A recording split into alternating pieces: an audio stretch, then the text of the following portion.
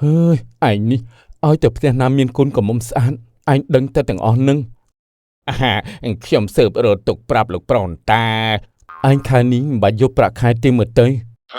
hoi không ai lục pro có bung tờ cro phóng ọt oi prap khai tiệt hay trong ban lôi na nhà ta oi ria ra rồi mà mò mà xây tay lục pro riêng nị say snai cam កូនសារកាអើយកូនសារកាធ្វើខ្លួនហើយនៅកូនចាម៉ែរួចហើយម៉ែមកកូនទៅស្អាតអត់ម៉ែอุ๊យស្អាតណាស់កូនស្រីម៉ែថ្ងៃនេះកូនចង់ទិញអីហ៎ម៉ែទិញឲ្យកូនទាំងអស់តែម្ដងពិតមែនហើយម៉ែថ្ងៃនេះកូនចង់ទិញសម្ពត់ស្អាតៗណាម៉ែហើយរបស់ចាស់ចាស់នោះបោះវាចាស់អស់ទៅ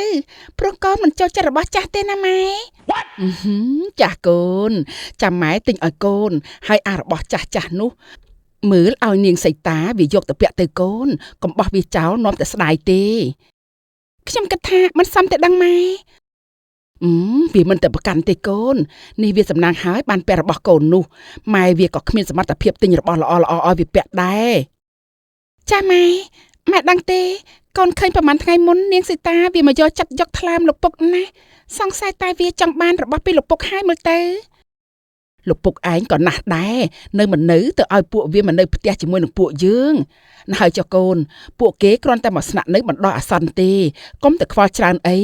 ពួកគេគង់តែត្រឡប់ទៅវិញឆាប់ទេចាស់ម៉ែគ្រាន់តែកូនមិនចូលចិត្តម្ដាយកូនគេពីអ្នកនោះទេម៉ែក៏មិនចូលចិត្តដែរមើលទៅនាងនូនឹងវានោះណាក៏ស្អាតដែរហើយមេម៉ាយទៀតខ្លាចតែលោកពុកឯងណាគិតអីផ្ដេសផ្ដាស់ទៅលើវាទេបាញ់ចឹងគិតធ្វើយ៉ាងម៉េចទៅអ្នកម៉ែកូនមិនចង់ឲ្យលោកពុកមានប្រពន្ធម្នាក់ទៀតទេមិនអីទេកូនម៉ែគិតថាលោកពុកឯងណាមិនដល់ថ្នាក់យកបងប្អូនឯងមកធ្វើជាប្រពន្ធនោះទេចាស់ម៉ែអញ្ចឹងយើងទៅផ្សារទៅកូនឈប់សិនម៉ែយ៉ាងម៉េចកូនខ្ញុំចង់ប្រានាងសីតាហើយឲ្យវាទៅសម្អាតបន្ទប់របស់ខ្ញុំយកសម្ពត់ខ្ញុំទៅចោលឲ្យអស់សីតាអើយសីតាមកនេះមកផ្លែតចាបងសារិកាហើយខ្ញុំមានការអីហ៎មានការនឹងហើយទៅខ្ញុំហៅចេះសួរទៅកើតចាបងមានការអីខ្ញុំជួយទៅឯងចាំជួយទៅសម្អាតបន្ទប់ខ្ញុំហើយប្រមូលសម្ពត់ខ្ញុំនៅបន្ទប់របស់ខ្ញុំយកទៅបោះចោលផងណាបោះសម្ពត់ចោលអីបងសារិកាឲ្យខ្ញុំយកសម្ពត់របស់បងទៅបោះចោលអញ្ចឹងអីមកពីឈប់ពាក់នឹងឲ្យបានបោះចោលរបស់ចាស់ចាស់មិនសមនឹងឋានៈរបស់យើងឯងក៏ឆាប់រៀបចំប្រមូលរបស់យើងផងហើយបើអញមិនប្រកាន់របស់ដដែលយើងទេយកទៅប្រើទៅយើងឲ្យអូយឲ្យខ្ញុំពិតមែនណីព្រោះឯងវាសមនឹងរបស់ចាស់សម្ពត់នោះវាមិនចាស់ប្រហែលទេល្មមឯងពាក់កាតចាខ្ញុំអរគុណហើយអញ្ចឹងមិនអីទេឆាប់ទៅប្រមូលទៅណាចាបងសារិការបស់កូនយើងនៅថ្មីទាំងអស់ឯងសំណាងហើយបានពាក់របស់ដដែលកូនយើងបើតាមវាសនានឹងឯងណាមិនអាចទិញរបស់ល្អមកពាក់បានទេចាអ្នកមីងហើយឯងជួយទៅប្រាប់ម្ដាយឯងឲ្យរៀបចំបាយម្ហូបឲ្យទាន់ពេលផងយើងមកវិញពិសាជុំគ្នាជាមួយលោកពូឯងចាអ្នកមីងតោះម៉ែយើងទៅផ្សារទៅចាស់កូនឯងមើលផ្ទះស្រួលបួលផងណាយើងទៅផ្សារជាមួយកូនយើងហើយចាអ្នកមីងសុខសប្បាយតាមផ្លូវណា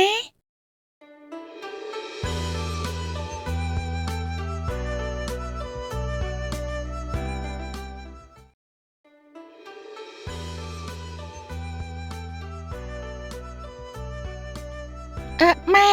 ថ្ងៃនេះម៉ែធ្វើម្ហូបអីទៅថ្ងៃនេះម៉ែស្លកកូនណាកូនម្ហូបដែលឪពុកឯងក៏ចូលចិត្តចាម៉ែចាំកូនជួយម៉ែទៅចុះណាមិនអីទេកូនទៅសម្រាប់ក្នុងបន្ទប់កូនទៅទុកឲ្យម៉ែជាអ្នកធ្វើអត់ទេម៉ែកូនចង់ជួយម៉ែឆាប់បានសម្រាប់ទាំងអស់គ្នាម៉ែមិនហត់ទេកូនម៉ែកូនមានរឿងខ្លះចង់និយាយជាមួយម៉ែនិយាយមកកូនពួកយើងនៅទីនេះយូរប៉ុណ្ណាទៅម៉ែតើត្រឡប់ទៅស្រុកកំណើតរបស់ពួកយើងវិញកើតអីឯកូននៅសុកក៏សួរម៉ែអញ្ចឹងមានអ្នកណាធ្វើឲ្យកូនមែនទេអត់ទេអ្នកម៉ែកូនគ្រាន់តែនឹកស្រុកកំណើតរបស់ពួកយើងនឹងត្រឡប់ទៅវិញពេលណាសង្គ្រាមចប់ស្រុកភូមិយើងមានសន្តិភាពពួកយើងទ្រាំស្នាក់នៅផ្ទះពូមីងឯងសិនទៅណាកូនហើយធ្វើខ្លួនឲ្យវាត្រឹមត្រូវផងកូននៅផ្ទះគេមិនដូចនៅផ្ទះពួកយើងទេកូន ចាអ្នកម៉ែកូនដឹងហើយម៉ារាល់ថ្ងៃកូនឃើញម៉ែធ្វើការនៅផ្ទះនេះច្រើនណាស់ពួកយើងគ្រាន់តែមកស្នាក់អាស្រ័យហេតុអីធ្វើការច្រើនដូចខ្ញុំបម្រើរបស់គេអញ្ចឹងម៉ែមិនត្រូវគិតដូច្នេះទេកូនពួកយើងមកនៅផ្ទះគេគឺធ្វើបែបនេះហើយណាកូនពួកយើងត្រូវជួយការងារផ្ទះរបស់គេឲ្យសមនឹងតម្លៃដែលគេឲ្យកន្លែងយើងស្នាក់នៅនិងអាហារហូបចុកណាកូនចាស់អ្នកម៉ែតែយ៉ាងណាពួកយើងក៏មិនមែនជាអ្នកដទៃអីដែរជាសាច់ញាតិរបស់គាត់ដែរតាការងារខ្លះពួកយើងធ្វើលើសពេកហើយម៉ែចេះតែទ្រាំទៅកូនបើគេប្រើគេនិយាយថាឲ្យបែបហ្នឹងក៏ចេះតែទ្រាំទៅណាកូនណាយើងមកឆ្ងាយហើយក៏ជាសាច់ញាតិខ្សត់ទៀតនេះសំណាងហើយដែលពូមីងរបស់ឯងមានទ្រព្យសម្បត្តិស្ដុកស្ដំមានមេត្តាមិនប្រកាន់ពួកយើងដែលព្រមឲ្យយើងស្នាក់នៅទីនេះមិនគិតប្រាក់ម៉ែគិតថាគឺជាប្រគុណដ៏ធំធេងណាស់ណាកូនចាម៉ែកូនយល់ហើយកូននឹងជួយការងារម៉ែមិនឲ្យម៉ែធ្វើតែម្នាក់ឯងទេចាស់កូនជួយម៉ែធ្វើម្ហូបឲ្យលឿនទៅកូនឆាប់បានឆ្អិនណាថ្ងៃហើយកូនចាស់ម៉ែ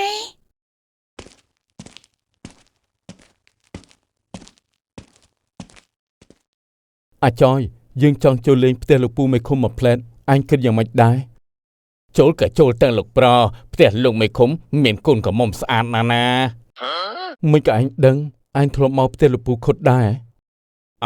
ខ្ញុំឮគេថានឹងណាលោកប្រហើយឯងនេះឲ្យតែផ្ទះណាមានកូនក្រមុំស្អាតអញដឹងតែទាំងអស់នឹង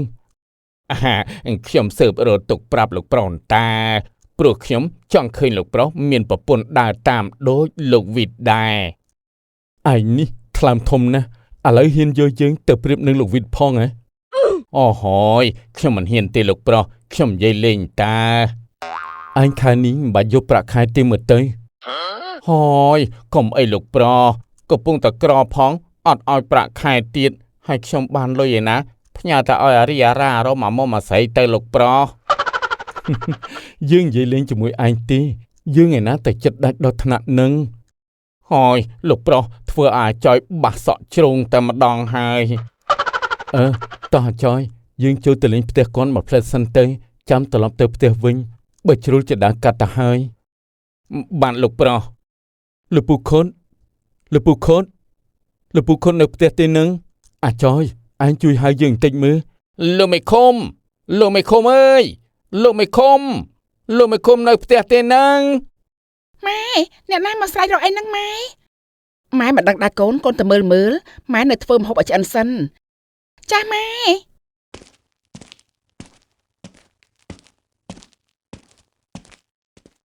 លោកមករកអីដែរខ្ញុំមករកលោកមេឃុំនៅទី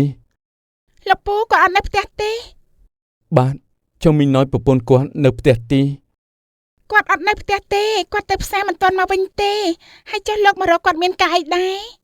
បាទខ្ញុំដើរកាន់ក៏ឈៀងចូលមកលេងទៅ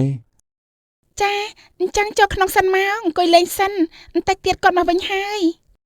បាទអរគុណអាចយនឹងមែនកូនស្រីលោកមេឃុំខ្ញុំក៏មិនដឹងដែរលោកប្រុសតែស្អាតដល់ហើយលោកប្រុសអើយឯងនេះអត់បានការមែនចូលក្នុងផ្ទះសិនទៅលោកប្រុសចាំនិយាយទៀត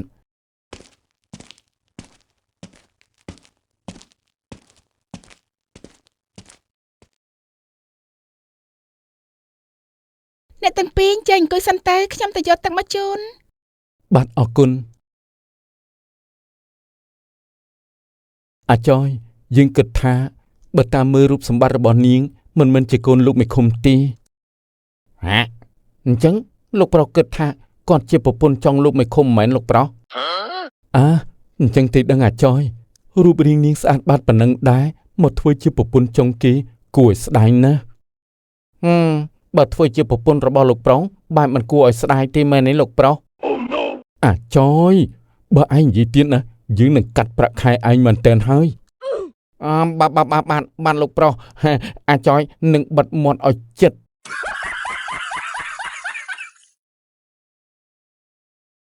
នេះទឹកមកដល់ហើយអ្នកទាំងពីរចេញភាសាទឹកសិនបាទអរគុណទឹកអ្នកនាងយកមកតិចដល់ហើយអរគុណណាស់ចាមិនអីទេអ្នកនាងជាកូនស្រីលោកពូខុតមែនទេ ខ្ញុំមិនមែនជាកូនស្រីគាត់ទេខ្ញុំគឺជាក្មួយរបស់គាត់ខ្ញុំមកស្នាក់នៅផ្ទះរបស់គាត់មួយរយៈហើយ អូខ្ញុំស្មានតែអ្នកនាងជាកូនស្រីគាត់ ចាចុះលោកត្រូវជាអ្វីនឹងលោកពូខុតដែរ ខ្ញុំស្គាល់គាត់ព្រោះលោកពុករបស់ខ្ញុំនិងលោកពូខុតមានទំនាក់ទំនងការងារជាមួយគ្នារាប់អានគ្នាដូចជាបងប្អូនតាំងពីក្មេងៗហើយខ្ញុំខានជួបគាត់យូរហើយចែកដនដើរកាត់នឹងក៏ឈៀងចូលមកលេងបន្តិចទៅ អញ្ចឹងលោករងចាំគាត់សិនទៅព្រោះថ្ងៃទិញគាត់ត្រឡប់មកពីធ្វើការវិញហើយ បាទអ្នកនាងជាអ្នកស្រុកនេះដែរមែនទេ ចាខ្ញុំមិនមែនទេខ្ញុំជាអ្នកស្រុកផ្សេង ចុះមិនបានជាអ្នកនាងមកស្នាក់នៅផ្ទះរបស់លោកពូខុន គឺនៅស្រុកកំណើតរបស់ខ្ញុំមានសង្គ្រាមកើតឡើងអញ្ចឹងហើយម៉ែរបស់ខ្ញុំមិនចង់ឲ្យខ្ញុំនៅទីនោះក៏នាំខ្ញុំមកផ្ទះបងប្អូនរបស់គាត់ប៉ុណ្ណោះឯងគឺមកនៅបណ្ដោះអាសន្ន អញ្ចឹងអ្នកមីងក៏នៅទីនេះដែរហើយចុះគាត់ទៅណាហើយខ្ញុំមកសន្ទុះហើយដូចជាមិនឃើញគាត់សោះ ចាគាត់នៅធ្វើម្ហូបនៅផ្ទះបាយ បាទហើយចុះអ្នកនាងឈ្មោះអីដែរ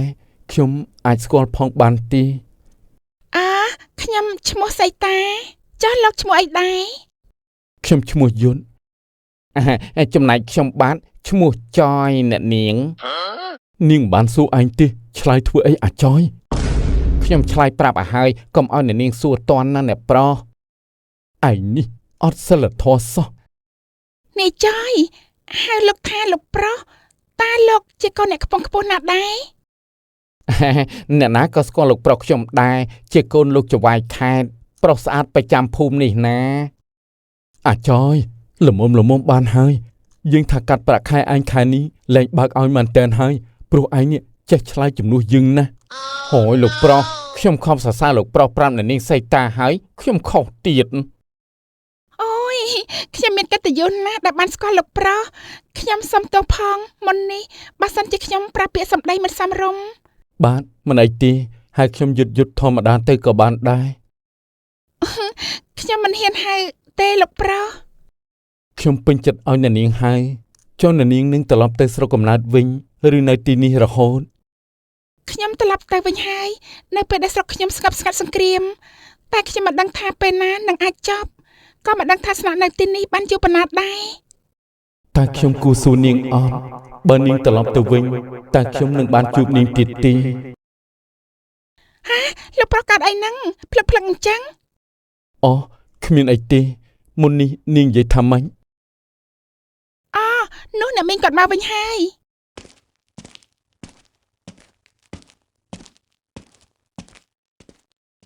អូយក្មួយយុទ្ធថ្ងៃនេះខ្យល់អីបក់ក្មួយមកដល់ផ្ទះមីងអញ្ចឹងអាក្មួយ បានមីងខ្ញុំដើរកាត់នឹងក៏ឈៀងចូលមកលេងសួរសុខទុក្ខពូមីងបន្តិចទៅខានជួបពូមីងយូរហើយមកខ្ញុំជួយយកទៅទុកអ្នកនាង អរគុណហើយក្មួយសៃតាជួយមកយករបស់របរទុកក្នុងផ្ទះបាយទៅកូនចាអ្នកមីងអរគុណហើយក្មួយយុទ្ធដែលមកលេងមីងហើយចុះលោកពុករបស់ក្មួយសុខសប្បាយទេអីក្មួយ បានមីងគាត់សុខសប្បាយទេ ចាក្មួយមីងមិនដែលបានទៅលេងពុកក្មួយសោះ បាទមិនអីទេមីងពូមីងក៏រវល់មិនចាញ់ពុកខ្ញុំប្រមាណដែរ ចាកូនសារកាកូនជំរាបសួរបងយុទ្ធទៅកូនចាអ្នកម៉ែបងយុទ្ធជំរាបសួរ បាទសារិកាឥឡូវស្អាតណាស់ធ្លាប់តែឃើញកាលនៅក្មេងដល់ពេលធំឡើងស្អាតមើលសឹងតែមិនស្គាល់ ចាអរគុណណាស់បងយុទ្ធក៏សង្ហាដូចគ្នាក្មួយយុទ្ធណាមកលេងផ្ទះមីងមិនបាននៅទទួលសមរម្យឲ្យមីងសុំទោសផងណាក្មួយ បាទមិនអីទេមីងខ្ញុំបានជួបនឹងញាតិរបស់មីងគាត់ទទួលខ្ញុំបានល្អណាស់ ចាក្មួយបើក្មួយជ្រុលចាំមកលេងហើយនៅពិសាបាយផ្ទះមីងមកពេលសិនទៅក្មួយយ៉ាងម៉េចដែរ បាទមីងចុះលោកពូគាត់ថ្មបានត្រឡប់មកវិញ បន្តិចទៀតមកវិញហើយក្មួយនៅពិសាបាយនឹងហើយណាមីងទៅរៀបចំបាយទឹកម្ហូបឲ្យក្មួយសារកាកូននៅនិយាយលេងជាមួយបងទៅណាកុំឲ្យបងអបសុកណាកូនម៉ែទៅជួយធ្វើម្ហូបមីងឯងបន្តិចចាម៉ែ បាទមីងរំខានមីងហើយថ្ងៃនេះ មិនអីទេក្មួយយុទ្ធអង្គុយលេងសិនទៅណាបន្តិចទៀតពិសាបាយជុំគ្នា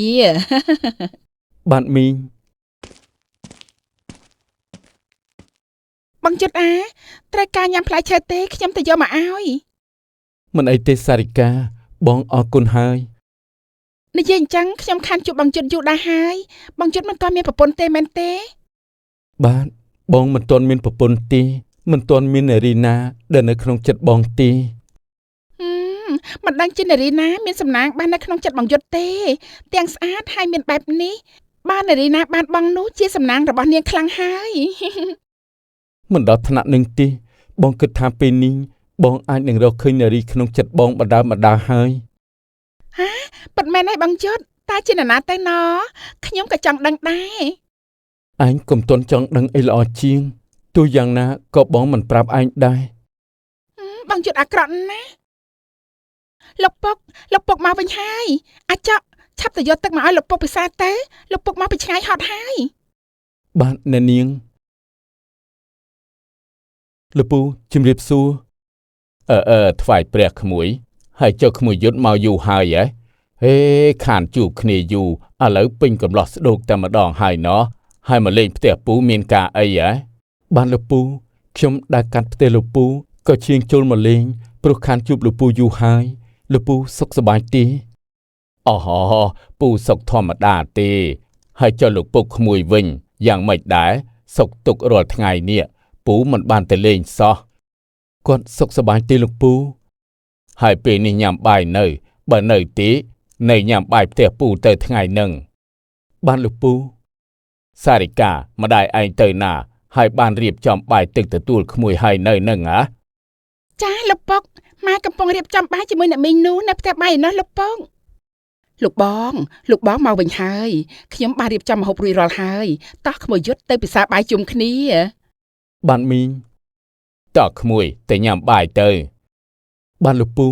ថ្ងៃនេះមករំខានលោកពូហើយមិនអីទេក្មួយ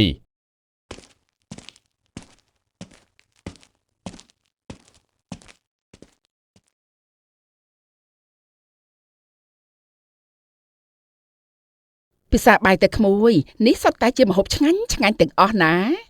បាទមីងអូហូទំនងណាស់ញ៉ាំទៅក្មួយនៅផ្ទះពូមានតែម្ហូបបែបនឹងទេក្មួយកុំប្រកាន់អីណាអូមិនប្រកាន់អីទេលោកពូនេះសុទ្ធតែជាម្ហូបខ្ញុំចូលចិត្តនិយាយអញ្ចឹងលោកពូចុះញាតិរបស់លោកពូមិនមកញ៉ាំបាយជុំគ្នាទេឯងមិនក៏មិនរៀបបាយឲ្យនាងនូនឹងកូនស្រីគេផងឲ្យពួកគេមកហូបបាយជុំគ្នាជាមួយយើងមកមិនសមទេដឹងលោកបងថ្ងៃនេះក្មួយយុទ្ធជាភ្ញៀវពិសេសមកហូបបាយផ្ទះយើងបើឲ្យពួកគេមកហូបជុំជាមួយដែរខ្លាចតែធ្វើឲ្យក្មួយយុទ្ធណាមិនសប្បាយចិត្តមិនអីទេមីងខ្ញុំមិនប្រកាន់ទេមិនអីទេក្មួយពួកគេចាំញ៉ាំតាមក្រោយទៅណាណាមួយម្ដាយកូនគេមិនទម្លាប់នឹងពិសាបាយជាមួយអ្នកណាទេកុំឲ្យពិបាកដល់ពួកគេអីណាក្មួយបាទមីងពិសាបាយទៅបងយុទ្ធនេះខ្ញុំដួសឲ្យពិសាទៅបង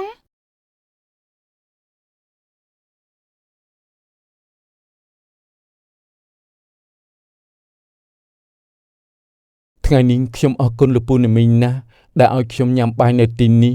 ម្ហូបពិតជាឆ្ងាញ់ណាស់ស្នាដៃរបស់ម៉ែខ្ញុំឆ្ងាញ់ជាងគេទាំងអស់ណាបងយុទ្ធបាទបើអញ្ចឹងប្រហែលជាខ្ញុំត្រូវមកលេងញឹកញាប់ហើយដើម្បីភ្លក់ម្ហូបស្នាដៃមីងឲ្យបានច្រើនមកឲ្យបានញឹកញាប់មកក្មួយមីងមិនថាអីទេត្រូវហើយក្មួយប្រពន្ធពូធ្វើម្ហូបឆ្ងាញ់ណាស់មកសាកញ៉ាំឲ្យបានគ្រប់មុខមកណាក្មួយបានលោកពូអញ្ចឹងខ្ញុំគិតលាលោកពូត្រឡប់ទៅវិញសិនហើយថ្ងៃក្រោយខ្ញុំមកលេងទៀតបាទក្មួយអាចយយើងទៅវិញបានលោកប្រុសកូនសារកាជូនដំណើរបងទៅកូនចាអ្នកម៉ែមិនអីទេអូនសារិកាបងអាចទៅបានដោយខ្លួនឯងផ្ដាំលៀននៅនាងសីតានិងម្ដាយរបស់នាងផងថាបងទៅវិញហើយចាបងយុទ្ធម៉ែវាជួយមើលនាងនូនឹងកូនស្រីគេផងថាបានបាយទឹកហូបគ្រប់គ្រាន់ហើយនៅបើខ្វះខាតអីណាឲ្យគេប្រាប់ពួកយើងកុំឲ្យពួកគេមកនៅផ្ទះយើងហើយយើងមិនបានមើលថែគេដិតដល់ចាលោកបងចាំខ្ញុំមើលថែពួកគេឲ្យបានដិតដល់អញ្ចឹងខ្ញុំទៅសម្រាកហើយសារិកាពុកទៅសម្រាកហើយកូនចាលោកពុក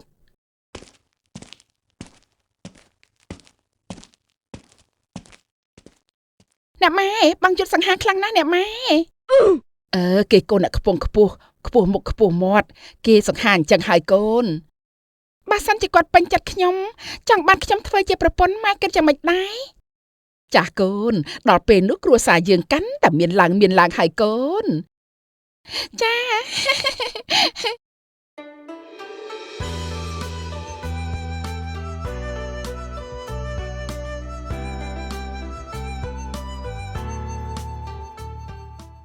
លោកពងកូនមានរឿងចង់និយាយជាមួយលោកពងមានរឿងអីនឹងកូនមើលទៅកូនថ្ងៃនេះដូចជាសប្បាយចិត្តខុសពីធម្មតា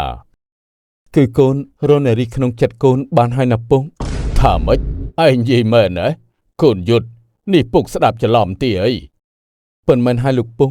កូនចង់ឲ្យលោកពងទៅដណ្ដឹងនាងឲ្យកូនក្នុងថ្ងៃនេះហេកូនប្រុសពុកចេះស្រឡាញ់ស្រីហើយតើនេះហើយចុះកូនចៅអ្នកណាដែរពុកទៅដណ្ដឹងឲ្យភ្លាមណានាងត្រូវជាក្មួយស្រីរបស់លោកពូខុតណាលោកពងក្មួយស្រីរបស់អាខុតពុកមិនដែលបានឃើញទេពុកធ្លាប់តែឃើញកូនស្រីរបស់អាខុតហើយឯងច្រឡំទីដឹងឲ្យកូនមិនច្រឡំទេលោកពងម្សិលមិញកូនបានទៅញ៉ាំបាយនៅផ្ទះរបស់គាត់កូនបានជួបនាងនិងកូនស្រីរបស់គាត់គឺមិនច្រឡំទេលោកពងនាងស្អាតហើយរស់រីណាស់លោកពងហើយចុះក្មួយស្រីរបស់អាខុតនឹងនៅស្រុកនឹងឬក៏ស្រុកណាដែរកូនអ្មេចបានជាស្នាក់នៅផ្ទះរបស់អាខុតហើយនាងឈ្មោះអីមានគ្រូសាពូជពងវងត្រកូលអីច្បាស់លាស់ទេកូនបានលោកពងនាងឈ្មោះសីតាកូនក៏មិនបានសួរនាំអីច្រើនដែរកូនដឹងតែថានាងមកជាមួយម្ដាយនាងស្រុករបស់នាងមានសង្គ្រាមហើយនាងមកស្នាក់នៅបណ្ដោះអាសន្ននៅផ្ទះលោកពូខុតដែលត្រូវជាបងប្អូនខាងម្ដាយពេលដែលសង្គ្រាមចប់នាងនឹងត្រឡប់ទៅវិញកូនខ្លាចថានាងទៅបាត់ទើបកូនចង់ឲ្យពុកទៅដណ្ដឹងនាងឲ្យកូននឹងណាបើកូនពេញចិត្តនាងហើយពុកនឹងទៅសួរនាំចាស់ទុំគេឲ្យចុះឯងរៀបចំខ្លួនទៅបន្តិចទៀតយើងចេញទៅតែម្ដងបានលោកពុកកូនអរគុណណាស់អាចយបានលោកប្រុសរៀបចំខ្លួនជូនយើងនឹងលោកពុកទៅផ្ទះលោកពូខុតទៅធ្វើអីលោកប្រុសនេះកុំប្រាប់ថាលោកប្រុសនាំលោកអ៊ំទៅប្រសាបាយនៅទីនោះណាអាចយអញកុំចេះសួរនាំមើលប្រយ័ត្នអត់ប្រាក់ខែហូយលោកប្រុសអាងអីអាងយកអាប្រាក់ខែនឹងមកគម្រាមខ្ញុំរហូតលោកអ៊ំមើលចោះឯងសុំតែកាត់ប្រាក់ខែហើយចេះដឹងរឿងចវាយណាស់បានលោកអ៊ំ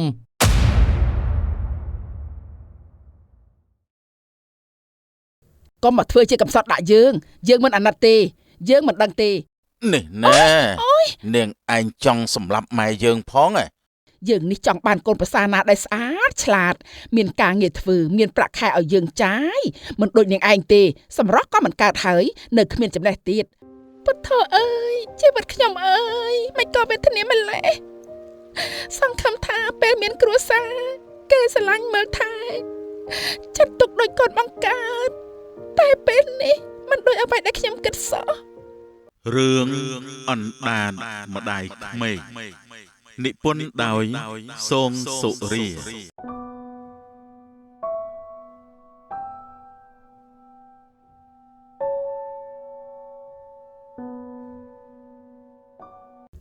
បងសុកថ្ងៃនេះបងតាណាននឹងរៀបចំខ្លួនស្អាតខុសពីធម្មតាថ្ងៃនេះបងទៅជប់លៀងញ៉ាំអីជាមួយនឹងមិត្តភ័ក្តិបន្តិចចាបងអូនសុំទៅជាមួយដែរបានអត់បងអូនចង់ញ៉ាំអាហារនៅក្រៅម្ដងបានទេអូនបងជប់លៀងលក្ខណៈក្រុមការងារតាហើយមិត្តភ័ក្តិបងក៏គ្មាននរណាគេយកប្រពន្ធកូនទៅតាមដែរចាំបងទំនេរចាំបងនាំអូនទៅញ៉ាំអីនឹងក្រៅណាចាបងអញ្ចឹងក៏បានអូនអញ្ចឹងល្ងាចនេះបងមិនបានញ៉ាំបាយផ្ទះទេអូននៅផ្ទះមើលរៀបចំបាយម្ហូបឲ្យម៉ាក់ពិសាផងណាកុំចាំបាយបងអីចាបងឆាប់មកផ្ទះវិញណាកុំនៅយប់ពេកហើយកុំផឹកស្រាច្រើនពេកបានអូនបងដឹងហើយកញ្ញាអីថ្មនឹងហើយមិនទាន់ដាំបាយទៀតនឹងអង្គុយលេងទូរស័ព្ទដល់ណាទៀតចាំម៉ាក់បន្តិចទៀតកូនដាំបាយហើយហើយចុះមិញនេះប្តីឯងទៅណាចាំម៉ាក់គាត់ទៅជប់លៀងញ៉ាំអីជាមួយមិត្តភ័ក្តិរបស់គាត់យប់តែងទៅគាត់មកវិញអញ្ចឹងមើលដាំបាយធ្វើម្ហូបឲ្យលឿនទៅយើងឃ្លានហើយចាំម៉ាក់ខ្ញុំនឹងទៅធ្វើឥឡូវនេះម៉ាក់ចង់ភាសាអី យើងចង់ស៊ីសម្លការីត្នោតជាមួយសាច់មាន់តែក្នុងផ្ទះបាយអត់មានគ្រឿងគ្រប់ទេម៉ាក់អើបើអត់មិនក៏មិនទៅទិញនៅផ្សារទៅតែកូនអត់មានលុយទេម៉ាក់លុយបងសុកជាអ្នកទុកគាត់អត់បានឲ្យកូនផងថ្ងៃនេះងាប់អញហើយឃើញប្តីវាឲ្យលុយទាំងដៃទិញម្ហូបរាល់អាទិត្យអើយហើយគ្មានឃើញទិញម្ហូបអីស៊ីទេស៊ីមិនកើតគ្រប់មុខឥឡូវគ្មានលុយទិញម្ហូបឯងក៏ចាយអស់លឿនម្ល៉េះហាម៉ាក់លុយគាត់ឲ្យខ្ញុំទុកទិញម្ហូបមួយអាទិត្យខ្ញុំនេះត្បិតត្បៀតទិញម្ហូបណាអស់តិចដើម្បីឲ្យគ្រប់បានមួយអាទិត្យមិនហ៊ានយកលុយនេះទៅទិញអ្វីហូបផងម៉ាក់គិតមើលទៅខ្ញុំមានលុយឯណាសល់នោះកុំមកធ្វើជាកំសត់ដាក់យើងមិនអាណិតទេយើងមិនដឹងទេថ្ងៃនេះធ្វើមិនក៏ដោយត្រូវមានសម្លការីត្នោតឲ្យយើងជាមួយនឹងសាច់មាន់ឲ្យយើងស៊ីបើមិនអញ្ចឹងទេប្តីឯងមកវិញណាយើងនឹងប្រាប់ប្តីឯងថាឯងនេះមិនឲ្យបាយយើងជាម្ដាយក្មេកស៊ីទេចាំម៉ាក់កូននឹងធ្វើឲ្យម៉ាក់ចាំបន្តិចសិនទៅអើឲ្យលឿនមកយើងហេវហើយតាខ្ញុំបានលុយឯណាទៅទិញម្ហូបទៅបានលុយទាំងអស់ប្តីខ្ញុំមិនដែលឲ្យកាន់ផងរាល់ថ្ងៃនេះខ្ញុំចង់បានអីត្រូវសុំលុយប្តីរហូត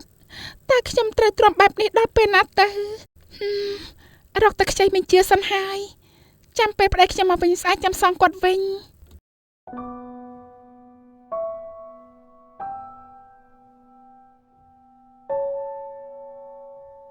មិនជឿនៅផ្ទះទេមីងមីងនៅតាហើយមានការអីមករមីងហ្នឹងក្មួយកញ្ញាចាស់មីងខ្ញុំមានកាន់តិចគឺចង់មកខ្ចីលុយមីង 20000 រៀលយកទៅទិញម្ហូបធ្វើឲ្យម្ដាយក្មេកពិសាខ្ញុំសុំខ្ចីមីងសិនមកណាមីងមិនអីទេក្មួយមីងមានតាហើយចុះមិនបានទៅដល់ថ្នាក់ដើរខ្ចីលុយមីងទៅទិញម្ហូបហើយមីងណាឃើញប្តីឯងការងាររៀងធំប្រាក់ខែរៀងច្រើនដែរតានេះឯងចាយលុយធំណាស់មែនទេបានជាចាយដល់ខែមិនទាន់ទេអស់ហើយមិនមែនចឹងទេមីងលុយប្តីខ្ញុំជាអ្នកកាន់គាត់មិនដែលឲ្យខ្ញុំកាន់ទេមីងគឺរាល់ថ្ងៃនេះគាត់ឲ្យលុយខ្ញុំមួយសប្តាហ៍ម្ដងប៉ុណ្ណោះសម្រាប់ទិញម្ហូបហើយថ្ងៃនេះម៉ាក់ក្មេកខ្ញុំគាត់ចង់ពិសាសម្លការីត្នោតសាច់មាន់តែខ្ញុំគ្មានលុយទៅបានជាខ្ញុំខ្ចីមីងនឹងណាចាំប្តីខ្ញុំមកវិញស្អែកខ្ញុំនឹងសងមីងហើយអូយប្រេះទ្រូងមីងហើយក្មួយអើយនេះគេហៅថាទុកស្រីប្តីកាន់លុយហើយណាក្មួយយើងជាប្រពន្ធត្រូវតែជាអ្នកកាន់លុយបើយើងមិនកាន់លុយទេយើងមានលុយឯណាទុកចាយវារ៉ាប់រងលើការចំណាយប្រចាំថ្ងៃទៅក្មួយនេះក្មួយឯងចេះតែធ្វើអញ្ចឹងទៅកើតខ្ញុំក៏គិតដូចមីងដែរតែប្តីខ្ញុំនឹងម្ដាយក្មេកខ្ញុំគាត់មិនឲ្យខ្ញុំទុកលុយព្រោះខ្លាចខ្ញុំចាយមិនដឹងអីហេក្មួយឯងចាញ់ល្បិចគេហើយក្មួយមានស្រីឯណាដែលគេព្រមឲ្យប្តីទុកលុយហាចុះបើសិនជាប្តីឯងមានស្រីគេមិនយកលុយនោះទៅឲ្យស្រីអស់ទេអីហើយឯងនេះបានស្អីចាយហាធ្វើដូចមីងក៏ត្រូវតែធ្វើមិនមីងខ្ញុំនៅផ្ទះគ្មានចំណូលផងបើខ្ញុំកាន់លុយខ្ញុំនឹងចាយច្រើនហើយមីងហើយប្តីខ្ញុំរកមិននឹងសល់ទៅមីងអញ្ចឹងបើគាត់ទុកលុយក៏សល់ដែរមីងហើយណាមួយប្តីខ្ញុំគាត់ស្រឡាញ់ខ្ញុំណាស់មីងគាត់មិនអាចក្បត់ខ្ញុំទេអើមីងគ្រាន់តែប្រាប់ជាច្បល់តើណែឯងគិតយ៉ាងម៉េចត្រូវតែធ្វើនឹងទៅហាក់នេះលុយ 20000 រៀលចាស់មីងអរគុណហើយមីងអញ្ចឹងខ្ញុំរត់ទៅផ្សារទិញម្ហូបសិនហើយមីងព្រោះម៉ាក់ខ្ញុំគាត់ឃ្លានបាយហើយចាក្មួយហើយក្មួយជាមនុស្សល្អ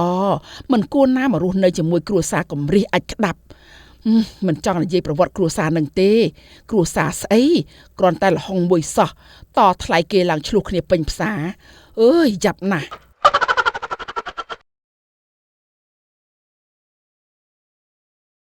ម៉ាក់ខ្ញុំស្លោឆ្អិនហើយមកពិសាបាយ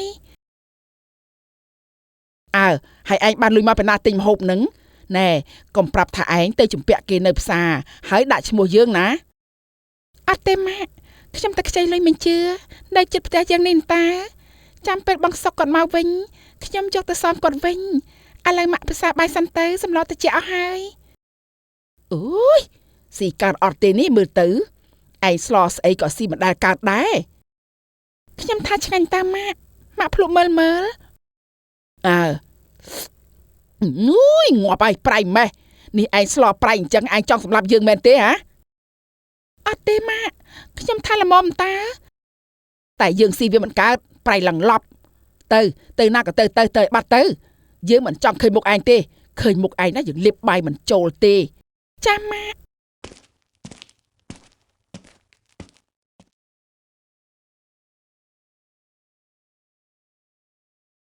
កូនប្រុសម៉ាអា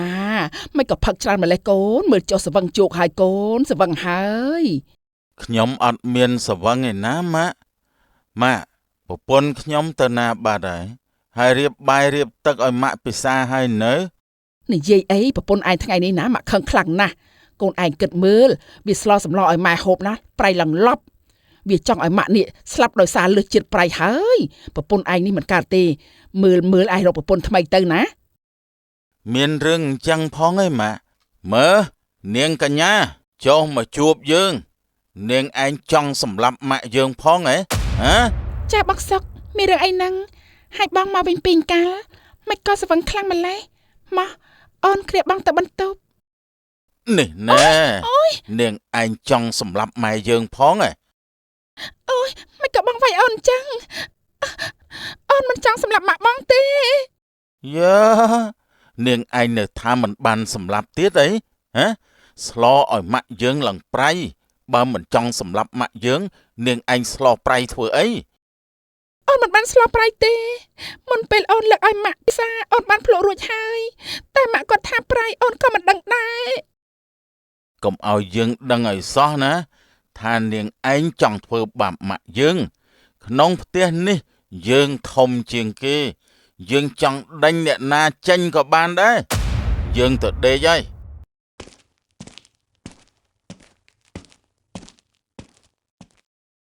សំមុខឯងហើយឈឹ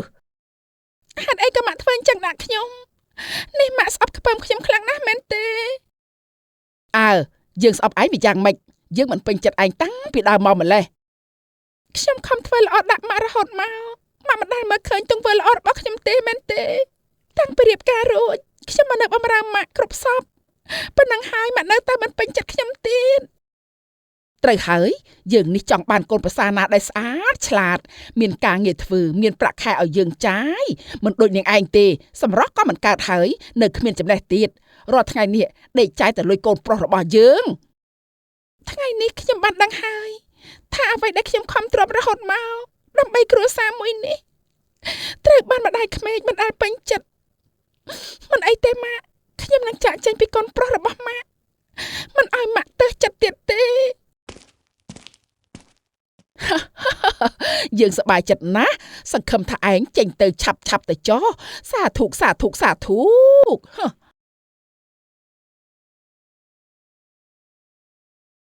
ពុទ្ធអើយជីវិតខ្ញុំអើយមិនក៏វេទនាម្លេះសង្ឃឹមថាពេលមានគ្រួសារគេស្រឡាញ់មើលថែចាត់ទុកដូចកូនបង្កើតតែពេលនេះមិនដូចអ្វីដែលខ្ញុំគិតសោះទាំងម្ដាយក្មេកទាំងប្តីសុទ្ធតែស្អប់ខ្ពើមខ្ញុំចាប់ពីស្អែកនេះទៅខ្ញុំនឹងមិនធ្វើខ្លួនឯងឲ្យលំបាកទៀតទេកញ្ញាឯងត្រូវតែផ្លាស់ប្ដូរជីវិតរបស់ឯងចាប់ពីពេលនេះតទៅ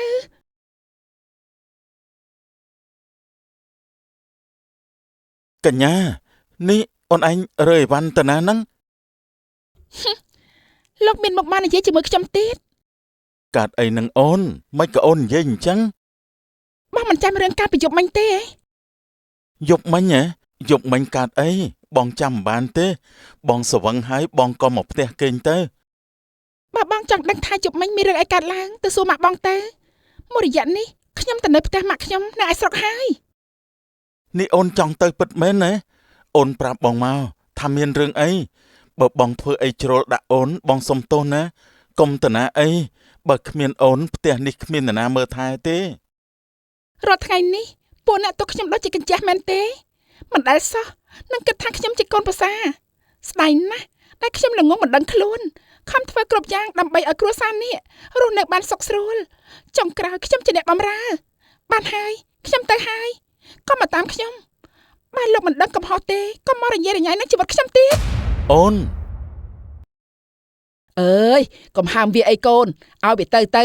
បានអញ្ចឹងណាម៉ាក់ធូរចិត្តណាស់ ម៉ាក់យប់មិញមានរឿងអីម៉ាក់ធ្វើអីកញ្ញា អើម្សិលមិញណាវាស្លឲ្យម៉ាក់ហូបវាស្លឡើងប្រៃឲ្យម៉ាក់ហូបហើយម៉ាក់នេះគ្រាន់តែស្ដីថានតែងទួយសោះវាក៏ខឹងម៉ាក់ហើយជេរម៉ាក់ទៀតឯងមើលទៅឥឡូវវាអាងស្អីបន្តិចរត់ទៅផ្ទះនៅឯស្រុកចោលប្តីចោលម៉ែក្មេកប្រពន្ធឯងអញ្ចឹងនៅយកវាទៀតអី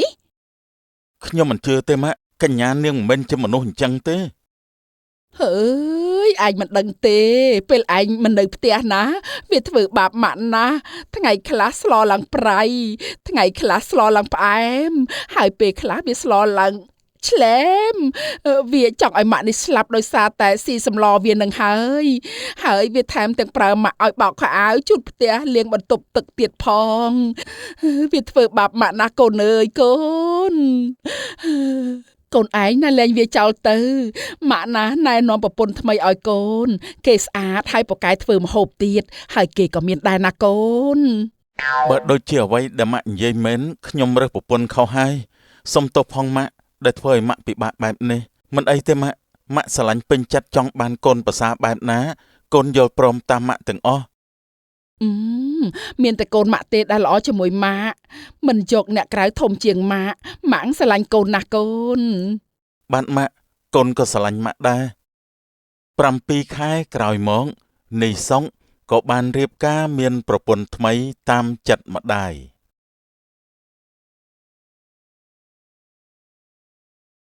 បងសុកាថ្ងៃនេះបងទៅធ្វើការទៀតហើយមែនទេ បានអូនបងទៅធ្វើការរាល់ថ្ងៃតើថ្ងៃនេះអូនចង់បានអីបានជាសួរបងប្លែកៗអញ្ចឹង អូនចង់សុំលុយបងទៅទិញកាបូប brand ហ្នឹងណា លុយបងទៅមិនឲ្យម្សិលមិញហ្នឹងអូនចាយអស់លឿនម៉េះ ហើយលុយតិចតែមួយហ្នឹងបងគ្រាន់តែអូនទិញខោអាវមួយអស់បាត់ទៅហើយ ចាំបងបាញ់ឲ្យតាមធនាគារទៀតចាយមិនសមចាយផងណាអូនបងរកលុយពិបាកណាស់ ចាបងបាញ់ឲ្យច្រើនមកណាកូនសុកកូនសុកកុំទៅធ្វើការអីណាកូន មានរឿងអីហ្នឹងម៉ាក់កាត់អីមែន បងម៉ាក់គាត់ឈឺប្រហែលគាត់ចង់ឲ្យបងជូនទៅពេទ្យមិនអីទេណាម៉ាក់ចាំកូនជូនម៉ាក់ទៅពេទ្យបងទៅធ្វើការចុះ បានអូនម៉ាក់ខ្ញុំទៅធ្វើការហើយចាំឲ្យប្រពន្ធខ្ញុំជូនម៉ាក់ទៅពេទ្យចុះណា គឺថាកូនម៉ាក់ចាំកូនជូនម៉ាក់ទៅណា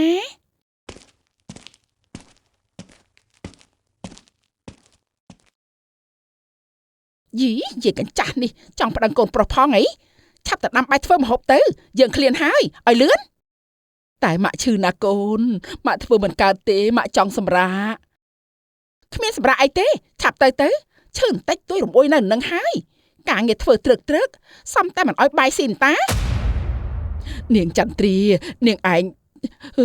យើងទ្រាំយូរមកហើយឯងធ្វើបាបយើងណាស់យើងខំគិតថាវាស្អាតវាចេះធ្វើការងារផ្ទះខំឲ្យកូនប្រុសយើងចូលធ្វើជាប្រពន្ធតែចរិតវិញមិនកើតទេចាញ់កូនកញ្ញាយើងដាច់សំមុខជាចាស់ឯងហើយរកតែអ្នកមានតែគេមានណាស្អីក៏គេមិនធ្វើដែរទៅឆាប់ទៅដាំបាយធ្វើម្ហូបលៀងបង្គន់បោកខោអាវស្អីទៅតែប្តីខ្ញុំមកវិញមិនទាន់ហើយដឹងតែត្រូវបោះខ្ញុំហើយយាយឯងចាំមើលណាយើងនឹងប្រាប់កូនប្រុសយើងហើយសាក់ទៅបើមិននៅវត្តទៀតភ្នាល់ប្រកាសជាដេញចេញពីផ្ទះនេះហើយណាអើយកូនប្រុសខ្ញុំស្រឡាញ់ខ្ញុំចាំមើលថាគេជឿប្រពន្ធឬក៏ជឿម្ដាយគេយាយឯងសាក់មើលទៅនឹងដឹងគ្នាមិនខានជាមួយខ្ញុំ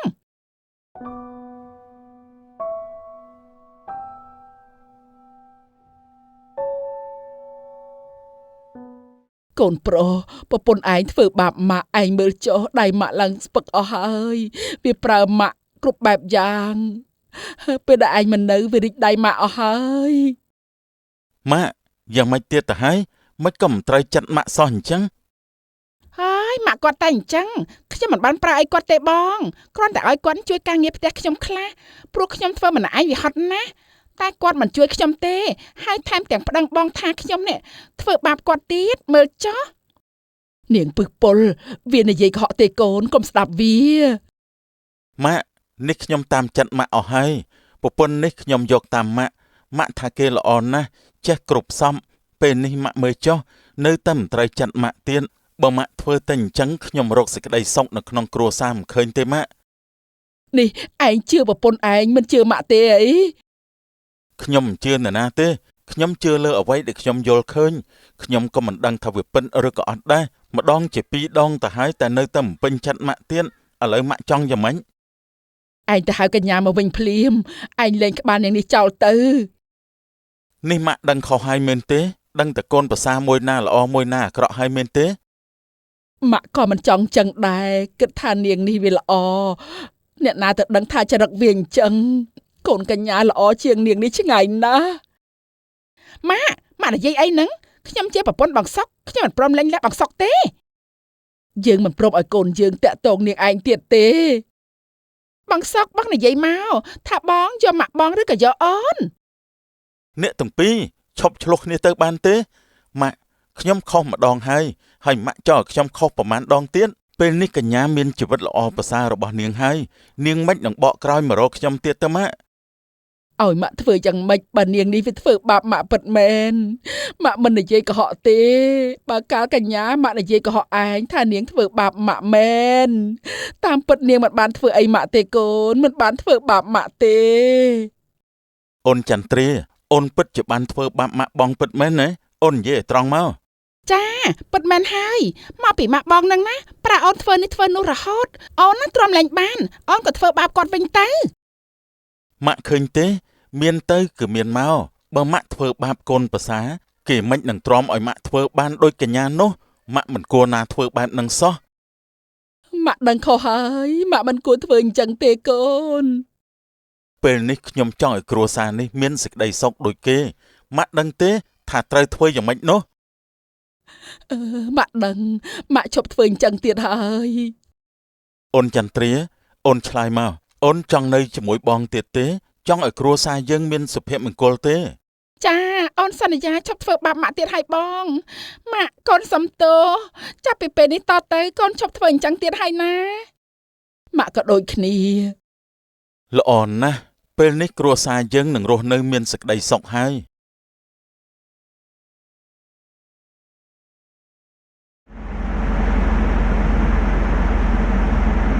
កញ្ញាចៃដន្យណាស់ដែលបានជួបកញ្ញានៅទីនេះ មិនមែនចៃដន្យទេខ្ញុំថាជាថ្ងៃសោយរបស់ខ្ញុំច្រើនជាង កញ្ញាខ្ញុំបានដឹងរឿងអស់ហើយខ្ញុំសោកស្ដាយណាស់ដែលថ្ងៃនោះខ្ញុំមិនបានដឹងរឿងពិននិងមិនបានគិតឲ្យបានដិតដល់ គ្មានអីសោកស្ដាយទេពេលនេះលោករៀបការមានប្រពន្ធថ្មីទាំងមិនទាន់លែងលះជាមួយខ្ញុំផងលោកធ្វើអញ្ចឹងតាមមានមុខមកជួបខ្ញុំទៀត ខ្ញុំដឹងតែខ្ញុំខុសដែលជឿពាក្យម្ដាយមិនពិចារណារកខុសត្រូវរៀបការប្រពន្ធថ្មីចោលកញ្ញាខ្ញុំគ្មានអ្វីក្រៅពីសុំទោសកញ្ញាទេ លោកមិនបាច់សុំទោសខ្ញុំទេខ្ញុំមិនយកទោសពេញនឹងលោកទេ ពិតមែនណាខ្ញុំអរគុណណាស់ហើយនេះកញ្ញាមានផ្ទៃពោះជាមួយនឹងប្តីថ្មីរបស់កញ្ញាមែនទេ មិនមែនទេតាំងពីពេលដែលខ្ញុំចាក់ចេញពីផ្ទះរបស់លោកមកខ្ញុំបានដឹងខ្លួនឯងថាមានកូនបាត់ទៅហើយតែលោកក៏បារម្ភអីកូននេះខ្ញុំមិនឲ្យស្គាល់ប៉ារបស់វាទេ ពិតមែនណានេះជាកូនរបស់យើងពិតមែនទេកញ្ញាអត់កុហកខ្ញុំទេហ៎ ទោះជាកូនរបស់លោកក៏ពួកយើងគ្មានថ្ងៃត្រឡប់ដូចដើមដែរ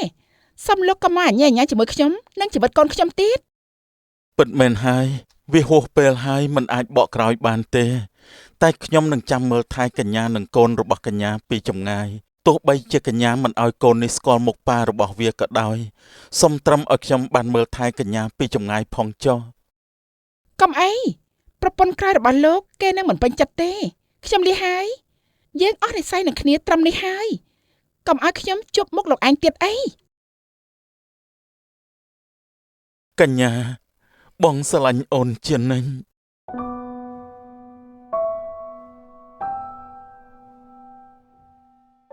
អូយអូនមានអារម្មណ៍ថាឈឺក្បាលម្លេះ គឺបងបាន នេះបងបានធ្វើអីអូនមែនទេបងអូនសង្ស័យថាអូនមានកូនព្រោះព្រឹកមិញអូនក្អួតចង្អោរហើយបាត់រដូវមួយខែហើយ យកចេញទៅអូនពួកយើងនៅក្មេងៗណាបងមិនទាន់រៀនចប់ប៉ាម៉ាក់បងមិនព្រមឲ្យបងរៀបការទេអូនឯងស្ដាប់គ្នាមិនយល់ទេអីចុះបងមិនដឹងគ្រាន់តែម្ដងសោះអូនក៏មានកូនទៅហើយកុំខ្លាំងជាមួយយើងពេកណាយើងមិនដែលសំបីតែគិតដល់ថ្ងៃអនាគតជាមួយនាងទេយើងគ្រាន់តែចង់បានខ្លួនរបស់នាងតែប៉ុណ្ណោះរឿងទុំមុនស្រកៀល និពន្ធដោយកញ្ញាសងសុរា ម៉ាក់ឲ្យលុយកូនមកកូនប្រញាប់ទៅរៀនចាស់កូននេះកូនមិននៅញ៉ាំអាហារពេលព្រឹកសិនទេអីម៉ាក់បានរៀបចំរួចហើយកូនមិនឃ្លានទេម៉ាក់អាហារពេលព្រឹកម៉ាំងមិនគួរឲ្យញ៉ាំទេ កូនវីមិនក៏និយាយបែបនេះដាក់ម្ដាយកូននេះម្ដាយកូនខំក្រោកធ្វើអាហារពេលព្រឹកឲ្យពួកយើងញ៉ាំណាមិនបានគេងគ្រប់គ្រាន់ផងដើម្បីជួយកាត់បន្ថយការចំណាយក្នុងគ្រួសារយើង ហើយគ្រាន់តែអាហារពេលព្រឹកហ្នឹងប៉ាអស់ប្រហែលលុយគ្រួសាររបស់យើងមានប៉ុណ្ណឹងដែរតែកម្រិះអីនឹងអាហារពេលព្រឹកហ្នឹងម៉ាក់ឆាប់ឲ្យលុយកូនមកកូនប្រញាប់ទៅសាលា ឯងឲ្យលុយទៅកូនទៅកូនប្រញាប់ទៅសាលា ចាស់ប៉ាវីណែកូនលុយ 20000 ចាចេះសំចៃផងណាកូនងាប់ហើយម៉ាក់លុយ 20000 ហ្នឹងខ្ញុំចាយមិនគ្រប់ខ្ញុំត្រូវរៀនគួរផងញ៉ាំអីជាមួយមិត្តភក្តិខ្ញុំផងម៉ាថែម 30000 ទៀតមកទៅគ្រប់ ឯងឲ្យកូនទៅកូនត្រូវទៅរៀនគួរត្រូវចាយនេះចាយនោះ ហើយណែ 30000 ទៀតឯងជូនកូនទៅសាលាផងបើជ្រុលជាទៅតាមផ្លូវជាមួយគ្នាហើយកុំឲ្យអស់សាំងច្រើន បានតោះកូនយើងឆាប់ទៅ មិនបាច់ជូនកូនទៅសាលាទេប៉ាថ្ងៃនេះសង្សារកូនគេមកយកកូនទៅហើយអេជប់សិនកូននេះអើយមិនក៏មិនហាមកូន មិនអីទេអូនកូនយើងធំហើយគេធ្វើអីគេចេះគិតគូរហើយអូនកុំបារម្ភអី ហើយខ្ញុំបារម្ភណាស់កូនយើងមិនដឹងអីហើយមិនស្ដាប់បង្គាប់ប្រមាណទេបងអូនខ្លាចនាងធ្វើអីមិនគប្បីណាស់ កុំគិតច្រើនមិនមានអីនោះទេតោះពួកយើងទៅធ្វើការ ចាស់បង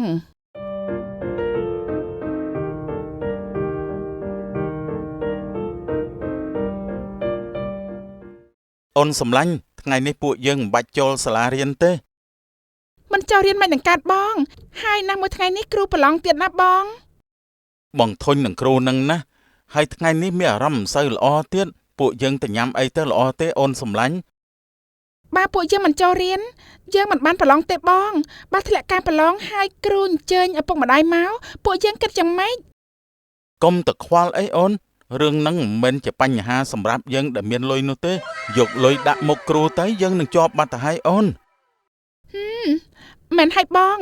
ប្រកែកគិតម្លេះមានលុយអ្វីក៏អាចធ្វើបានដែរតើបងអញ្ចឹងយើងទៅសួស្ដីសំឡាញ់ថ្ងៃនេះគ្នាមិនបានរៀនទេពួកយើងទៅញ៉ាំអីឯងទៅជាមួយពួកយើងទេ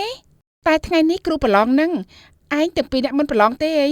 បើធ្លាក់នោះនឹងត្រូវសាលាអញ្ជើញឪពុកម្ដាយមកពេលនោះនឹងខ្មាស់គេមិនខានទេ កុំទៅខ្វល់អីខ្ញុំមានលុយខ្ញុំយកលុយឲ្យគ្រូទៅនឹងជាប់ហើយធម្មតាអ្នកណាដែលថាឃើញលុយហើយមិនចង់បាននោះ មែនហើយពួកយើងមានលុយបើឯងទៅជាមួយពួកយើងនឹងមិនឲ្យឯងធ្លាក់ការប្រឡងទេទោះឯងមិនបានប្រឡងក៏ដោយឯងជឿយើងទៅតើយើងទៅរកញ៉ាំអីជាមួយគ្នាទៅឃ្លានហើយបើពួកឯងនិយាយអញ្ចឹងទៅហើយយើងនឹងទៅជាមួយពួកឯងចុះតើពួកយើងទៅ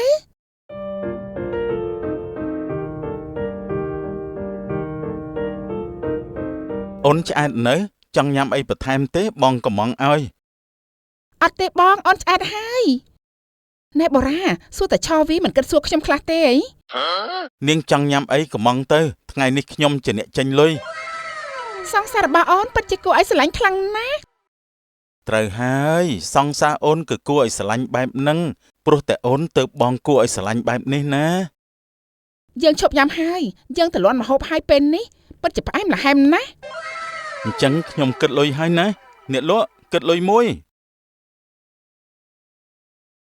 ថ្ងៃនេះឆ្អែតខ្លាំងណាស់ឆាវីឯងទៅផ្ទះជាមួយយើងឥឡូវទេ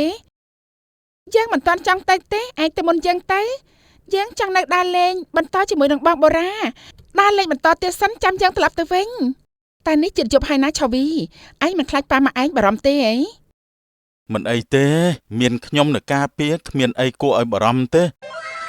មែនហើយយើងនៅជាមួយសង្សាររបស់យើងគាត់មិនបានបារម្ភអីទេឯងទៅមុនយើងទៅតែយើងទៅមុនឯងហើយអញ្ចឹងបាយបាយ ឆាវីអូនថ្ងៃនេះបងសប្បាយចិត្តណាស់ដែលបាននៅក្បែរអូន អូនក៏សប្បាយចិត្តដែរបាននៅក្បែរបង បងមានអ្វីចង់ឲ្យអូនតែបងភ្លេចយកវាមកបងទុកនៅបន្ទប់ជួលរបស់បងឯណោះ ជាអ្វីទៅបង បើអូនចង់ដឹងក្នុងនោះជាអ្វីចាំបងនាំអូនទៅមើលបងធានាថារបស់នោះអូននឹងពេញចិត្តជាមិនខានទេ ពិតមែនបងកុហកអូនទេអីអូនណាមិនគួរទុកចិត្តបងសោះ បងមិនកុហកអូនទេទុកចិត្តបងបានបងគ្រាន់តែចង់ឲ្យអូនមើលរបស់ដែលបងចង់ឲ្យអូនប៉ុណ្ណោះតើបងនឹងមិនធ្វើអីអូននោះទេ ចាបងចាំងអូនទុកចិត្តបងហើយ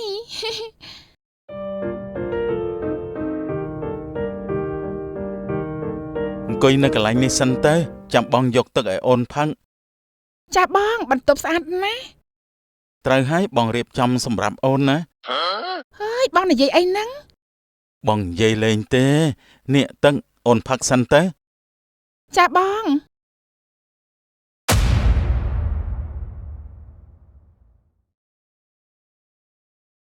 បងបារានេះមានរឿងអីហ្នឹងអូយអូនមានអារម្មណ៍ថាឈឺក្បាលម្លេះ គឺបងបាន នេះបងបានធ្វើអីអូនមែនទេមិនក៏បងធ្វើអញ្ចឹងហា បងសុំទោសបងគ្មានចេតនាទេបងសុំទោសមែនណាលើកលែងទោសឲ្យបងផង ខ្ញុំខំទុកចិត្តបងហេតុអីក៏បងធ្វើអញ្ចឹងដែរអូន បងសុំទោសកុំខឹងអីណាបងសន្យាថាបងនឹងចូលស្ដីទៅដឹងអូនតាមប្រពៃណីនៅពេលដែលពួកយើងរៀនចប់ហើយបងសន្យាថាបងមានតែអូនម្នាក់ទេកុំខឹងបងអីណា ពិតមែនទេបងមិនខកអូនទេបងសន្យានឹងអូនហើយណា បានបងសន្យា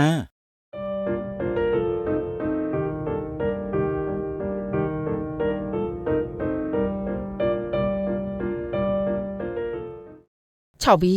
នេះឯងទៅមកពីណាឯងដឹងទេប៉ះម៉ាក់អង្គុយចាំឯងព្រួយបារម្ភពីឯងខ្លាំងណាស់ មែនហើយកូនវីនេះប៉ាម៉ាក់បារម្ភពីកូនណាម៉ាក់ឯងស្ទើរតែទេតែប្តឹងប៉ូលីសទៅហើយ ខ្ញុំទៅមកបញ្ញាំអីជាមួយមិត្តភក្តិប៉ះម៉ាក់កុំខ្វល់ពីខ្ញុំអីខ្ញុំធំហើយខ្ញុំចេះកាត់គូខ្លួនឯងហើយខ្ញុំទៅកេងហើយឆាវីឈប់និយាយគ្នាសិនឆាវី បានហើយអូនកូនគេមកពីរៀនហត់គេដើរលេងខ្លះក៏វាល្អដែរអូនកុំទៅថាអីឲ្យកូនអីឲ្យគេទៅសម្រាកចុះណា ដើរលេងដល់យប់អាត្រិតបែបនេះវាមិនល្អទេបងគេមើលមកវាមិនសម អូនកុំគិតច្រើនពេកមើលកូនយើងគេធំហើយគេធ្វើអីគេដឹងខ្លួនរបស់គេហើយអូន បងចេះតែបដ ாய் កូនទៅមិនគិតតាមដានកូនទេអូនជាម្ដាយអូនដឹងពីចរិតគេច្បាស់យើងគួរតែតាមដានកូនរបស់យើងឲ្យបានល្អជាងនេះ បាទបងដឹងហើយតោះយើងទៅគេងទៅអូនយប់ជ្រៅណាស់ហើយបងងុយណាស់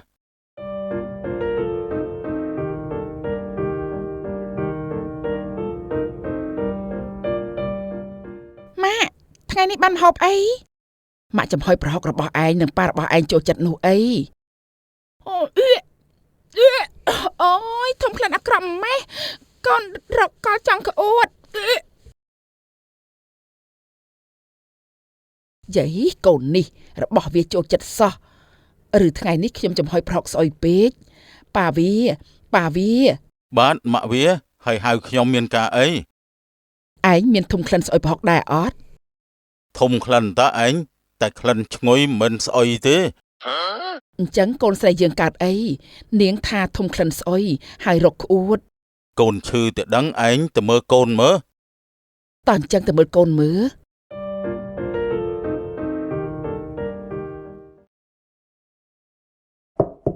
កូនវីកូនកើតអីកូនអត់អីទេប៉ាម៉ាក់កុំចូលមកបន្ទប់កូនអីកូនចង់សម្រាក បើកូនស្រួលខ្លួនប្រាប់ប៉ាម៉ាក់បានណាកូនប៉ាជូនកូនទៅពេទ្យ ប៉ាវាកូនយើងដូចជាមិនស្រួលទេវាដូចជាអាការៈចាញ់កូនដូចកាលខ្ញុំពីមុនអញ្ចឹង ប្រហែលកូនឈឺកាពះទេដឹង ខ្ញុំថាវាច្បាស់ណាស់មុននឹងនាងក្អួតចង្អោរព្រោះធំក្លិនអាហារឈឺកាពះមិនអាចក្អួតចង្អោរព្រោះក្លិនអាហារនេះទេ ឯងកុំចេះតែសង្ស័យកូនមើលចាំសួរកូនសិនទៅ ឆាវីមកណែឯងមានផ្ទៃពោះមែនទេអត់ទេម៉ាក់អត់ទេខ្ញុំឈឺកាពះណាស់ម៉ាក់ខ្ញុំញ៉ាំអាហារហិលកាលពីយប់មិញអញ្ចឹងវាក៏ធ្វើទុកឲ្យខ្ញុំរកចង់ក្អួត ឯងឃើញទេឯងគិតផ្ដេសផ្ដាស់ចំពោះកូនរហូតហើយកូនបានលេបថ្នាំកាពះហើយនៅកូន កូនបានលេបហើយប៉ាម៉ាក់កូនចង់សម្រាក បានសម្រាប់ចុះកូនហើយឆាប់ជាណាកូនប៉ាមកឯងឲ្យកូនគេសម្រាប់ទៅ កុំឲ្យម៉ាក់ដឹងថាឯងកុហកម៉ាក់ឲ្យសោះណា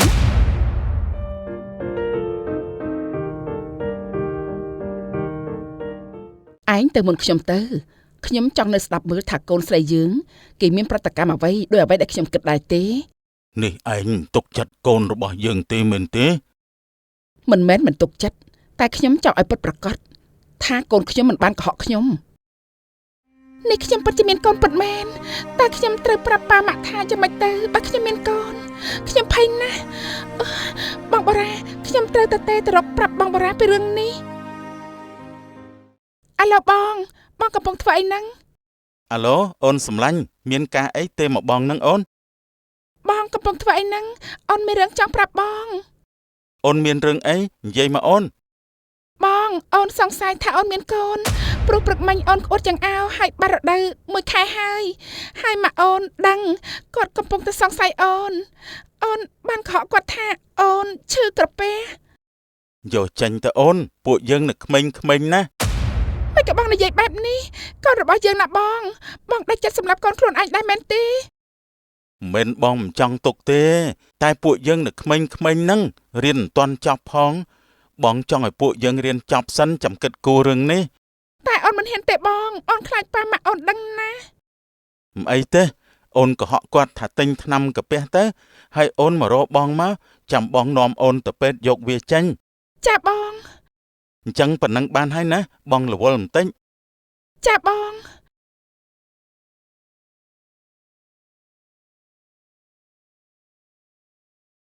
ឆោវីឯងជាហើយមែនទេម៉ាក់មានរឿងចង់និយាយជាមួយម៉ាក់មានរឿងអីចង់និយាយជាមួយកូនឯងមានកូនជាមួយអ្នកណាហ៎ម៉ាក់នេះមិនក៏ម៉ាក់សួរកូនអញ្ចឹងប៉ាមើលម៉ាក់ចុះ ឆ្លើយនឹងម៉ាក់ឯងសិនទៅប៉ាគ្មានអីចង់និយាយជាមួយនឹងឯងទេប៉ាឈឺចាប់ណាស់ ឯងមានកូនជាមួយអ្នកណាឆ្លើយនឹងយើងមកប៉ាម៉ាក់កូនគឺជាមួយសង្សាររបស់កូនគ្មានបំណងទេគឺគេបានដាក់ថ្នាំកូនពេលកូនដឹងខ្លួនឡើងកូនបានដឹងថាកូនបានជ្រុលជ្រួអស់ទៅហើយតែព្រោះតែកូនស្រឡាញ់ជឿពាក្យសន្យារបស់គាត់ទើបកូនមិនប្តឹងផ្ដាល់អ្វីដល់គាត់ម៉ាក់មិននឹកស្មានសោះថាកូនដែលខំបង្កើតខំចិញ្ចឹមបីបាច់ថែរក្សាមកដោយផ្ទាល់ដៃបែរជាល្ងងជឿលើសម្ដីមនុស្សប្រុសដែលមិនទាន់ក្រាបក្បាលដល់កន្ទេលបែរជាប្រព្រឹត្តរឿងថោកទាបបែបនេះម៉ាក់កូនសំទោសកូនមិនចង់ឲ្យរឿងខ្លាយទៅជាបែបហ្នឹងទេម៉ាក់ហេតុអីបានជាឯងធ្វើមិនគិតដល់ខ្លួនឯងមិនគិតដល់ចិត្តឪពុកម្ដាយឯងបែបនេះហាម៉ាក់កូនជ្រើខ្លួនមកពេលទៅហើយកូនមិនចង់ឲ្យរឿងវាបែបហ្នឹងទេ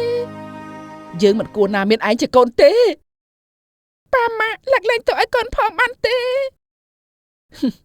គ្រួសារយើងមានមុខមានមាត់ក្នុងសង្គមណាស់ឯងធ្វើបែបហ្នឹងគឺអាចបំបាក់មុខមាត់គ្រួសារណាស់ឲ្យយើងយកមុខទៅទុកនៅណាទៅហ៎ម៉ាក់កូនសំទោសកូនម្នាក់នេះមិនបានបំពេញមុខបំពេញមាត់ដល់គ្រួសារបានត្រឹមតែមានកូនមុនរៀបការ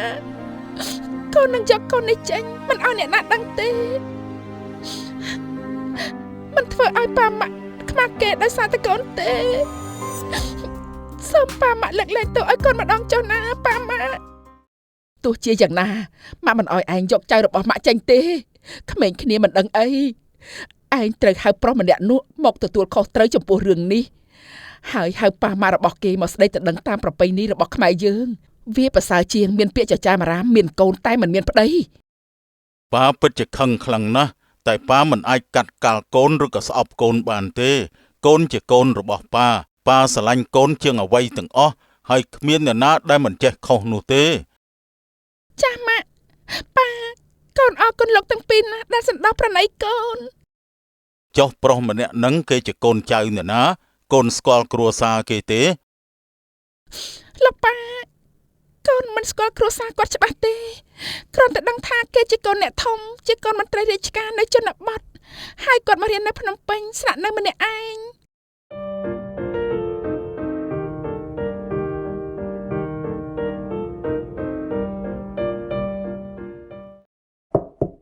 បងបា បារ៉ាបងនៅបន្ទប់ទេអូនមកដល់ហើយ ឆោវីអូនមកមកកំប្រាប់បងជាមុន អូនមានរឿងចង់ឲ្យបងដឹង រឿងអីទៅរឿងកូនអូននិយាយប្រាប់បងហើយតើ បងមិនគិតឲ្យអូនចូលក្នុងសិនទេអ្ហ៎ គឺថាបើមានការអីអូននិយាយនៅកន្លែងនេះទៅ បងលាក់ស្រីក្នុងបន្ទប់មែនទេបានជាបងមិនចង់ឲ្យអូនចូល អត់ទេអូនកុំគិតផ្ដេសផ្ដាស់អញ្ចឹងមើលគ្រាន់តែបងមិនទាន់រៀបចំបន្ទប់អូនមានរឿងអីអូននិយាយមកកុំបោបាច់ច្រើនពេក រឿងអូនមានកូនម៉ាក់ប៉ាអូនបានដឹងហើយ ថាម៉េចនេះជារឿងធំណាស់ណាមិនក៏អូនឲ្យគាត់ដឹង វាមិនមែនរឿងធំដុំទេគាត់មិនបានខឹងបងទេពេលនេះគាត់ឲ្យបងចូលស្ដីទៅដឹងអូនតាមប្រពៃណីព្រោះថាអង្គខ្លាចតែជាបាយហើយគាត់មិនចង់ឲ្យអូនមានឈ្មោះថាមានកូនអត់ប្តីទេ តែរឿងនេះបងមិនទាន់បានប្រាប់ប៉ាម៉ាក់បងទេហើយណាមួយបងមិនទាន់រៀនចំគាត់មិនឲ្យបងយកប្រពន្ធទេ នេះបងនិយាយបែបនេះចង់បានន័យថាម៉េចបងចង់ទៅឲ្យអូនពោះធំគ្មានប្តីអញ្ចឹងមែនទេ ចុះបងប្រាប់អូនហើយតាថាឲ្យយកចេញស្ងាត់ទៅបងប្រាប់មិនក៏អូនធ្វើតាមបង បងបារ៉ានេះប៉ាម៉ាក់អូនមិនខឹងនឹងបងទេប្រាប់ឲ្យបងទៅតាមប្រពៃណីបងនិយាយបែបនេះកើតទៀតអេ ដូចបងនិយាយអញ្ចឹងណាបងមិនទាន់រៀនចប់ប៉ាម៉ាក់បងព្រមឲ្យបងរៀបការទេអូនឯងស្ដាប់គ្នាមិនយល់ទេអី ចុះបើបងដឹងបែបហ្នឹងមិនក៏បងប្រព្រឹត្តទង្វើនេះទៅកើតចំពោះអូន ចុះបងមិនដឹងគ្រាន់តែម្ដងសោះអូនក៏មានកូនទៅហើយ បើបងមិនទទួលខុសត្រូវចំពោះអូនទេបងក៏សង្ឃឹមថាបងរួចខ្លួនឲ្យសោះប៉ាម៉ាក់អូននឹងមិនលើកលែងឲ្យគ្រួសារបងទេ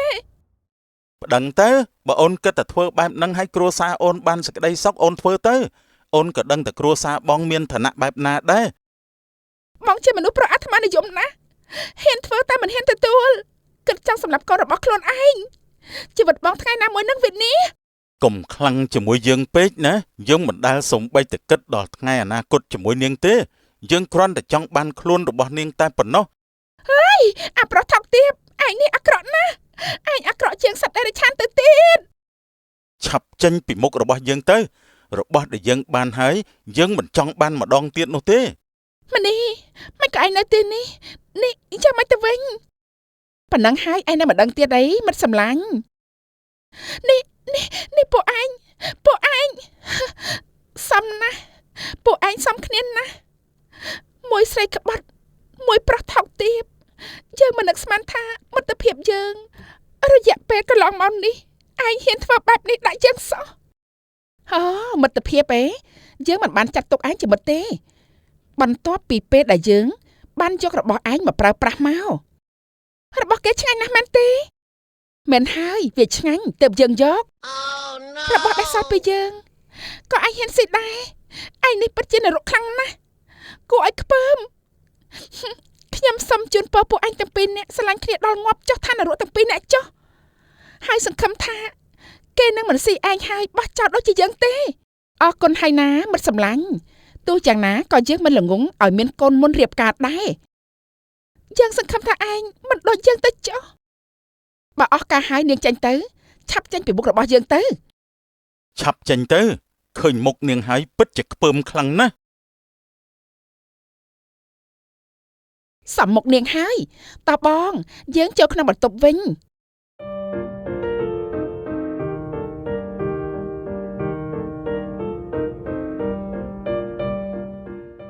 ប៉ាម៉ាក់កូនពិតជាល្ងងខ្លាំងណាស់មកដល់ពេលនេះហើយតើកូនដឹងថាគ្មានអ្នកណាស្មោះត្រង់នឹងយើងដូចជាគ្រួសាររបស់យើងទេមានរឿងអីកូនគេមិនទទួលខុសត្រូវចំពោះរឿងនេះមែនទេ កុំយំអីកូនមិនអីទេប៉ានឹងទៅនិយាយជាមួយនឹងគ្រួសារគេ កុំអីប៉ាគ្រួសារគេមានខ្សែអំណាចធំណាស់បើសិនជាប៉ាទៅធ្វើអីពួកគេនឹងមិនលើកលែងឲ្យគ្រួសារយើងទេហើយទោះយ៉ាងណាក៏កូនមិនចង់ឲ្យគេមកធ្វើជាប្តីកូនទៀតដែរមិនក៏កូននិយាយបែបនេះគេធ្វើឲ្យកូនមែនម៉ាក់គេបានក្បត់ចិត្តកូនស្រស់នៅនឹងបន្ទប់ដែលពួកកូនធ្លាប់ជួលនៅហើយស្រីដែលគេយកទៅនោះគឺជាមិត្តភក្តិរបស់កូនជាមិត្តស្និទ្ធស្នាលខ្លាំងណាស់ អាថោកទាបនេះប៉ានឹងទៅពមៀនគេ កុំអីប៉ាកុំទៅប្រឡប់ប្រឡាក់នឹងពួកគេអីកូនមិនចង់ឲ្យរឿងនេះវែងឆ្ងាយទៀតទេកូនស្រីម៉ាក់សំទោសដែលអប់រំកូនមិនបានល្អធ្វើ ធ្វើឲ្យមានរឿងបែបនេះកើតឡើងចំពោះកូនម៉ាក់កុំសុំទោសកូនអីកូនខ្មាស់ខ្លួនឯងណាកូនសុំតែស្លាប់ម៉ាក់មិនសុំណាមកមានកូនដូចជាកូនសោះកុំគិតអីផ្ដេសផ្ដាស់កូនម៉ាក់ស្រឡាញ់កូនម៉ាក់នឹងមើលថែកូនហើយនឹងចៅរបស់ម៉ាក់ចាស់ម៉ាក់កូនអរគុណណាស់ទោះបីជាកូនស្អប់ឪពុកគេប៉ុណ្ណាក៏កូននឹងមិនធ្វើបាបកូនខ្លួនឯងធ្វើបាបកូនដែរកូនមិនអីទេកូននឹងចិញ្ចឹមកូនខ្ញុំឲ្យបានល្អបំផុតអញ្ចឹងល្អណាស់កូនចាប់ផ្ដើមជីវិតសាជាថ្មីណា មែនហើយកូនប៉ាជឿតែកូនស្រីរបស់ប៉ានឹងរឹងមាំសាយជាថ្មី ចាប៉ាម៉ាក់ស្រីគ្រប់គ្នាដែលជួបរឿងដូចកូនប្រសិនបើបានមើលរឿងនេះហើយសូមរឹងមាំផ្ដល់កម្លាំងចិត្តឲ្យខ្លួនឯងណាផ្ដល់ឲ្យខ្លួនឯងសាជាថ្មីវានឹងមិនហួសពេលទេបើសិនជាយើងចេះកែប្រែវាឲ្យទាន់ពេលវេលានោះ